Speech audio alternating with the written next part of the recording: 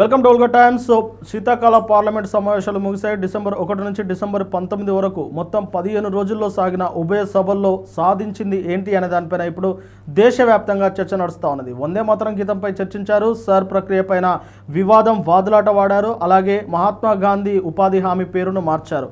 ఇంతేనా శీతాకాల పార్లమెంట్ సమావేశాల్లో చేసింది అనే దానిపైన ఇప్పుడు దేశవ్యాప్తంగా చర్చ నడుస్తూ ఉన్నది. ఒక్కసారి అసలు శీతాకాల సమావేశాల్లో ఏం జరిగింది అనే దాన్ని ఒక్కసారి మనం చూద్దాము. ఈ నెల 1 నుంచి 19 వరకు అంటే 15 రోజుల పాటు 4 రోజుల సెలవుల పోను 15 రోజుల పాటు ఉభయ సభలు జరిగాయి.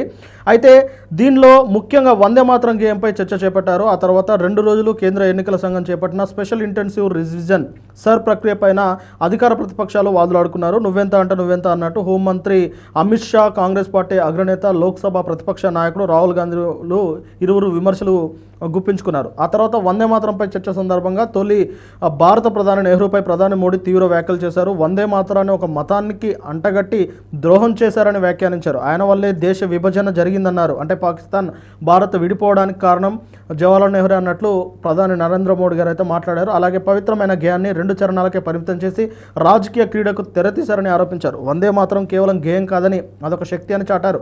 మొత్తంగా 11 గంటల 43 నిమిషాల పాటు ఇదే చర్చ జరిగింది ఆ సభలో.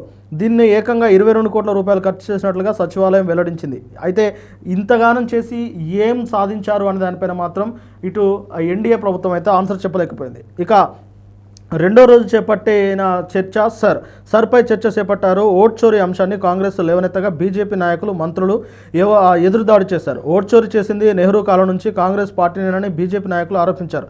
ఆనాడు రాజ్యాంగ నిర్మాత అంబేద్కర్ను ఓట్ చోరీ చేసి ఓడించారంటూ కేంద్ర హోంశాఖ మంత్రి అమిత్ షా నిప్పులు చెరిగారు. ఈ క్రమంలోనే కాంగ్రెస్ నేత రాహుల్పై తీవ్ర ఆగ్రహంతో ఊగిపోయి ఒక దశలో వివాదాస్పదమైన వ్యాఖ్యలు కూడా మాట్లాడుకున్నారు ఉభయ సభల్లో. ఆ తర్వాత మహాత్మా గాంధీ జాతీయ గ్రామీణ ఉపాధి హామీ పథకం పేరు మార్పు, దీనిని అనూహ్యంగా తెర మీదకి తీసుకొచ్చారు ఎన్డీఏ ప్రభుత్వం.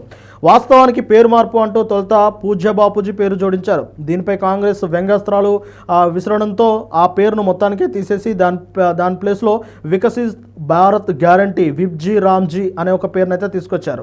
అయితే దీనిపైన ఇప్పటికీ రాహుల్ గాంధీ కావచ్చు, అటు సోనియా గాంధీ కావచ్చు నిప్పులు చెరుగుతూ ఉన్నారు. మొత్తం మీద పార్లమెంట్ శీతాకాల సమావేశాల చివరి రోజు ఢిల్లీలో వాయు కాలుష్యంపై చర్చకు కాంగ్రెస్ పార్టీ సభ్యులు ఉభయ సభల్లో పెట్టాలని.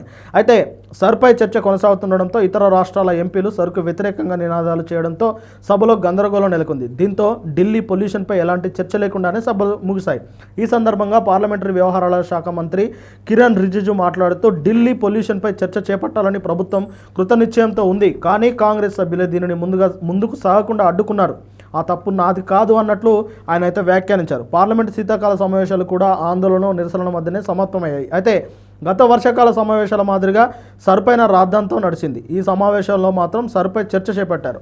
అయితే ఈ సెషన్లో కాలుష్యంపై చర్చ జరిగే అవకాశం ఉండగా కాంగ్రెస్ అక్కడ ఉన్న ఎంపీలు అయితే కాస్త గందరగోళంతో అదైతే లేకుండా పోయింది. మొత్తం మీద సమావేశంలో ఢిల్లీ కాలుష్యంపై చర్చకు డిమాండ్ చేస్తామని విపక్షాలు పట్టుబట్టాయి. కానీ అదైతే కుదరలేదు. విబ్జీ రామ్జీ బిల్లుకు వ్యతిరేకంగా లోక్సభలో విపక్షాలు ఆందోళన చేపట్టాయి.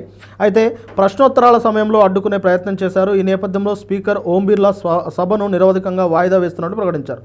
చివరి రోజు సభకు ప్రధాని మోదీ హాజరయ్యారు. మన్రేగా స్థానంలో కేంద్ర ప్రభుత్వం రామ్జీ బిల్లును తీసుకొచ్చిన విషయం తెలిసిందే. ఈ బిల్లును వ్యతిరేకిస్తూ గురువారం విపక్షాలు ఆందోళన చేపట్టాయి.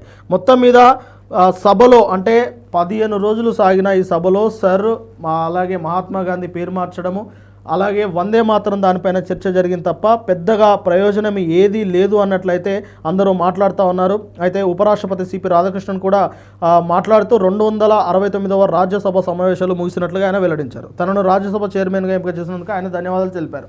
మొత్తం మీద ఉభయ సభలో జరిగిన చర్చల ద్వారా దేశానికి ఒరిగింది, దేశానికి చేకూరిన ప్రయోజనం ఏంటి అనేది కాంగ్రెస్ అలాగే ఇండియా కూటమి నేతలైతే చెప్తా ఉన్నారు.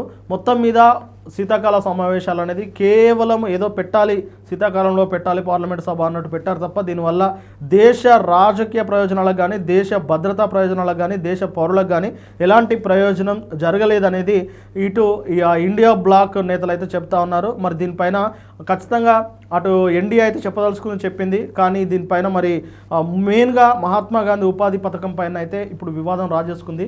ఇక ఏది చేసేది ఏం లేదు, ఎందుకంటే 2 ఉభయ సభల్లో బిల్లు పాస్ అయిపోయింది.